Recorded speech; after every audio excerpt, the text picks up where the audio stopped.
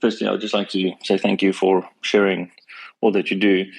And I don't mean to be an opposing force here, but assuming we're in a forum of direct truth here, I just want to say that I wholeheartedly disagree with the previous speaker's premise that the only way we can get truth is from somebody else. Because despite you sharing truth with us all day long in these forums and in your discourses, what is very clear to me, at least, is that I can be exposed to truth, but if I don't choose to see, that sight doesn't become an understanding of my own bones, and therefore. As I told the other person, I would never say that one way is the only way, but at the same time, having said that, in response to what you said, um, I will not say that if you are not exposed to truth, that you will never, that you can never have any truth. I will never say that, because some people can just come upon it intuitively, through their own ingenuity, through their own desire. So that's 100% always possible. But having said that, if one does not, and yet at the same time, they're not even exposed, and they don't get it through their own intuition or desire or whatever it may be, then it may be the only way, that if they get it through exposure or through somebody else. If I can now lead into my question, I've noticed in myself a almost lifelong addiction to chasing the next insight and breakthrough to transform my life into something that is more congruent and pure. And I didn't always see that as a chase. I saw that as a sincere pursuit of truth. And recently I've come to recognize it more as a chase. And what has emerged in my mind as a result is that what myself and people may be seeking more than a transformational insight is permission to be free to be who we already are rather than transform. And I was hoping you could perhaps just speak more to what is preventing such permission. Well, it depends what you mean by who we really are. What does that mean? Well, the truth of who one is already, the truth of. But does one know who or what one is? That's a big assumption. It would be one thing if you knew and then you said that's enough, and that now that I know what I am or who I am, that I want permission to be that. That's one thing, but that's a very big assumption.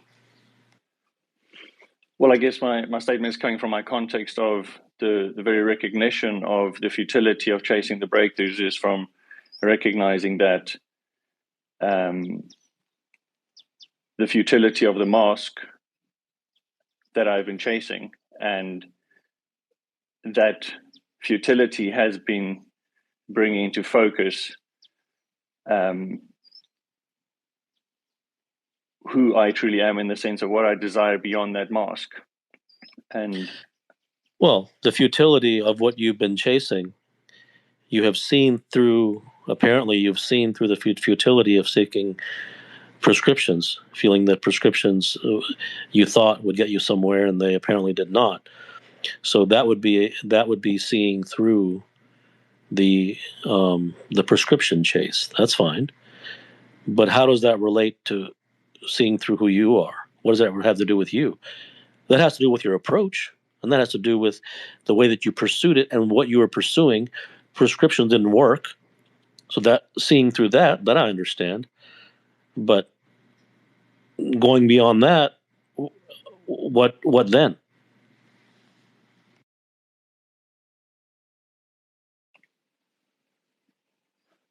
I guess in my case, it's been primarily seeing through the chase of prescriptions that would lead to, let's call it, various forms of validation.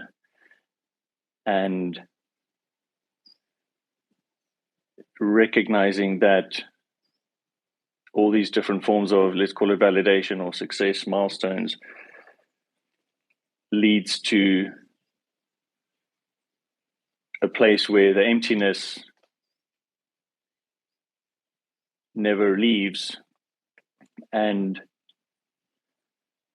upon recognizing that more and more through my own experiences, I'm simply suggesting that it is bringing to my awareness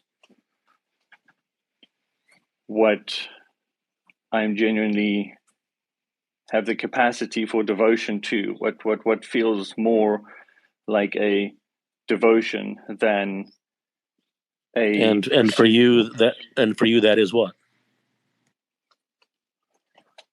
Well, in my specific case, for the last 18 years, it has been seeking to understand the truth about human fulfillment. And I don't have unfortunately, I don't have a better word for guiding or coaching, but that has just been what is spontaneous for me. But that's after you saw through your chase of prescriptions. You said that gave you a clearer picture that you were more devoted to what?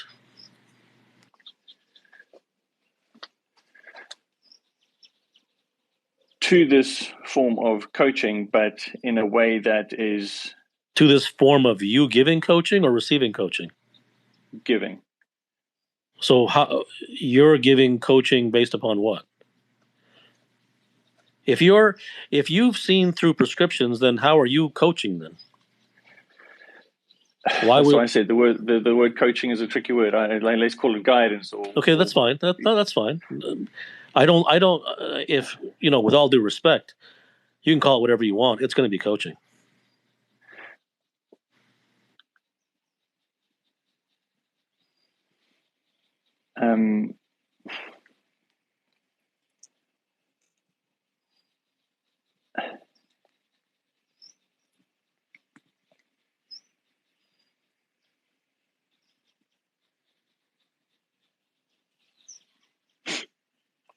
How do I articulate this? I hear what you're saying. It's just I'm trying to articulate that whilst I had delusions of transformation being some approximation of self-improvement, I can recognize the futility of coaching from that perspective and projecting my own fantasies as such of transformation onto others. I'm here speaking to the systematic realization of the difference between the empty chase of transforming myself into some better version compared to the I don't know what the word here is, like the different definition of transformation of No, what I am saying, being what I am one saying already is whatever word that you're using. Do you think it would be wrong to call what you do coaching? However you wanted to, whatever word you want to dress it up as.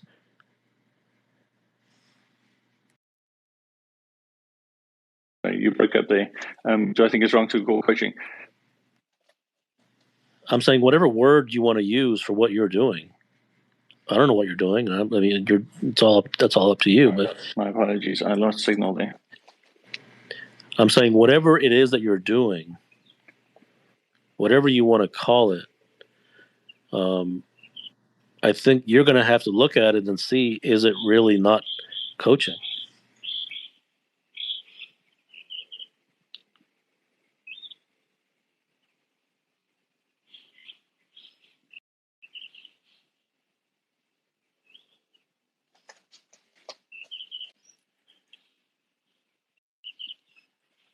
Sure, I understand that. I guess I'm speaking to the very premise of your question there. That is